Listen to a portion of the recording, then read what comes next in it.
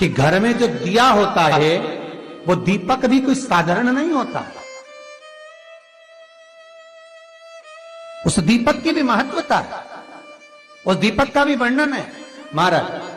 और कई तरह के दीपक होते हैं, दीपक का भी विधान वर्णन किया गया, उस दिए का भी वर्णन किया गया। यहां तक शास्त्र कहता है कि घर में अगर किसी को बहुत तेज बुखार आ गया है, बहुत तेज बुखार, और बच्चा उस बुखार में तप रहा है, बहुत तप रहा है, महाराज तुम जिस दिए में भगवान की आरती उतारते हो, जिस दिए से तुम भगवान की पूजन करते हो, उस दिए की बत्ती को नीचे डाल दीजिए और उस दिए को पानी की बाल्टी में धो दीजिए। कौन सी बाल्टी में? जिस बाल्टी के पानी से आप बच्चे को स्नान करा सको। महाराज केवल भगवान पर से ले जाकर, पास में से ले जाकर उस बाल्टी में थोड़ी देर डाल दो और उस बाल्टी के पानी से उस बच्चे को स्नान करा दीजिए।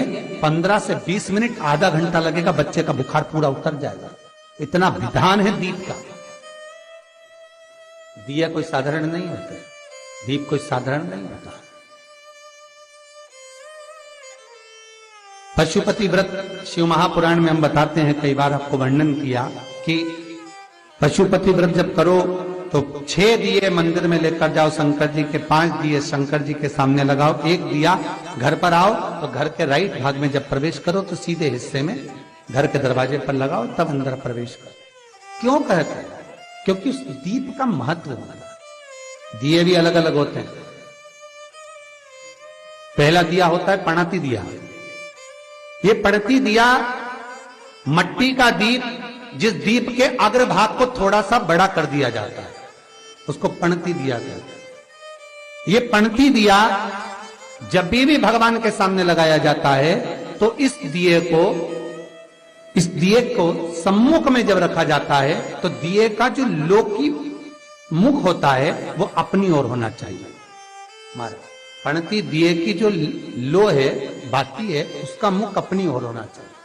विष्णु पुराण कहती है अगर इस दिए की बाती भगवान की ओर रहती है तो हमें तपन की अनुभूति होती है, पर इस दिए की बाती जब हमारी ओर होती है तो हमारे शरीर में कोई बड़ी बीमारी आने वाली होती है तो वो कट जाती है।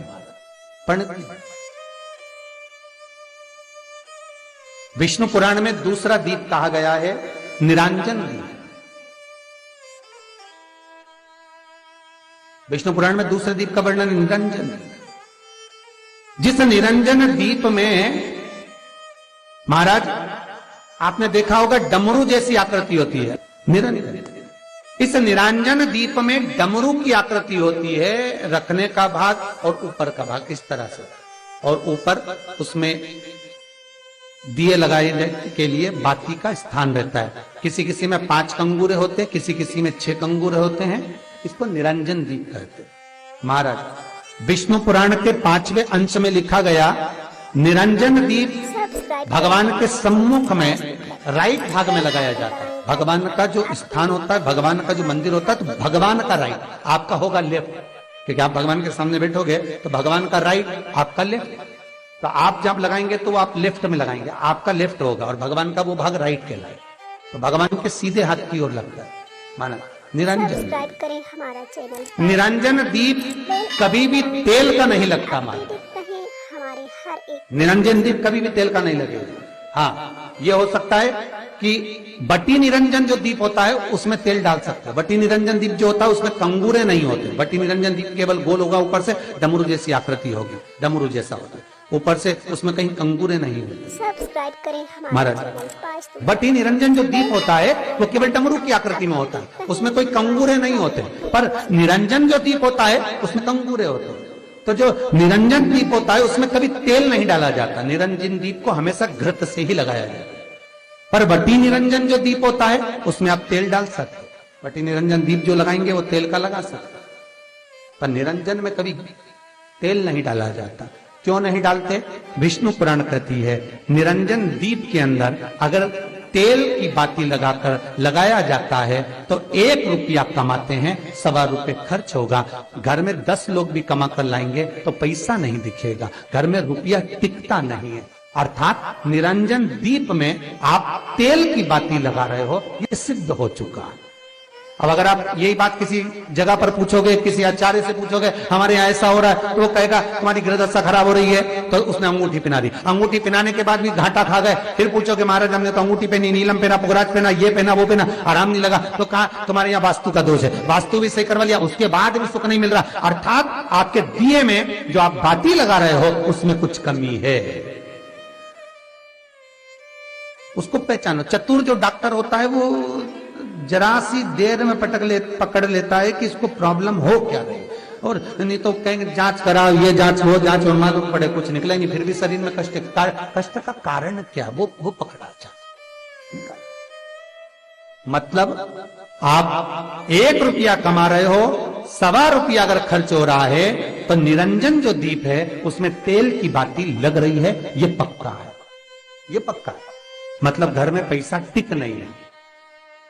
पैसा आ तो बहुत रहा है, बहू भी कमा रही, बेटा भी कमा रहा, दुकान से भी आ रहा है, किराए से मकान भी चल रहा है, वहां से भी बहुत कुछ आ रहा है, पर आखिर पैसा दिखता क्यों नहीं है?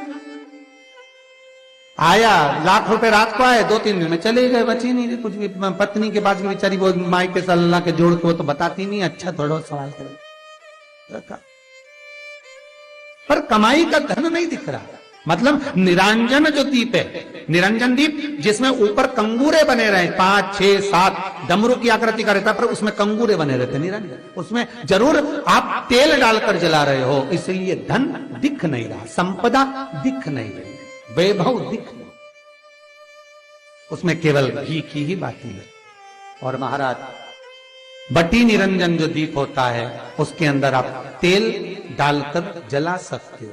बटी निरंजन जो दीप होता है ये आप किसी भी स्थान पर लगाओगे, सबसे पहले पितृ इससे भाग ग्रहण करते हैं, देवता को देते हैं, देवता उससे भाग ग्रहण कर कर कुबेर को प्रदान करते हैं, कुबेर उससे भाग लेकर शिव को प्रदान करता है। भगवान शंकर बटु भैरव को कहकर घर का उद्धार करते, इसीलिए इसको कहते बटी निरंजन। इसमें कंगूरे नहीं होते महाराज, बटी। एक कुबेर निरंजन भी होता है, दिए में स्टैंड होता है, पकड़ने की जगह होती है, आगे उसमें चोंच लगी रहती है, उसको कुबेर निरंजन दीप कहते हैं। कुबेर निरंजन दीप महाराज जब भी जलाया जाता है, इस तरह का दिया अगर किसी के घर में हो कुबेर निरंजन, जिसमें स्टैंड होता है, ऊपर होता है, थोड़ा लंबा होता है, तो कुबेर निरंजन जो दीप होता है उसमें आगे भाग लंबा रहता है और पकड़ने का स्थान होता है।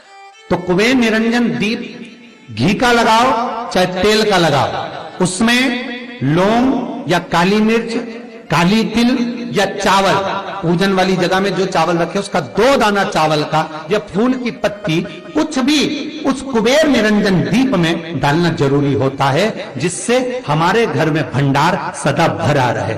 अगर कुबेर निरंजन दीप खाली जलता है, आपने कई जगह मंदिरों में देखा होगा, कुबेर निरंजन दीप डालते तो उसमें थोड़े 2 दाने चावल के डाल देते हैं, कुछ नहीं डालता तो एक सिक्का पटक देते, एक का कलदार पटक देगा, कोई चवन्नी पटक देगा, कोई 5 पैसे पटक, पर पटकेगा।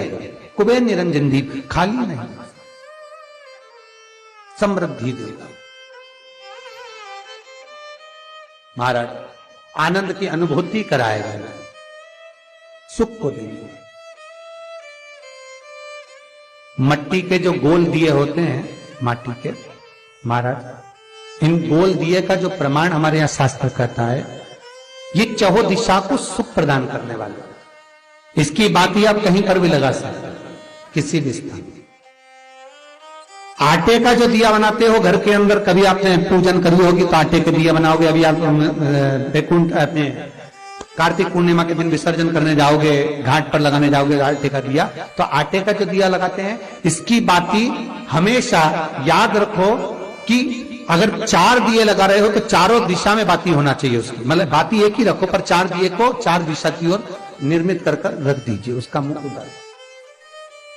आटे के दिए में कभी भी चोंच नहीं बनाना चाहिए, अर्थात बत्ती रखने की जो चोंच होती है आटे के दिए में कभी नहीं बनाना, बिल्कुल गोल बनाना चाहिए और उसको फिर विसर्जन की ओर आप लेकर जाओ या देवता की ओर लगाओ, जहां लगाना है, पर उसमें चोंच नहीं होना चाहिए। जिस आटे के दिए में चोंच बन जाती है उसको बलि का भाग ग्रहण करने वाले देव उसको प्राप्त कर लेते हैं, तो उसका पुण्य हमारे खाते में नहीं आता। इसलिए आटे का दिया जब भी लगा संपूर्ण गोल। श्री शिवाय सब्सक्राइब नमस्ते करें हमारा चैनल वास्तु फैक्ट। श्री बेल आइकन दबाएं ताकि शिवाय अपडेटेड रहें नमस्ते हमारी हर एक वीडियो से। श्री शिवाय नमस्तुभ्यं।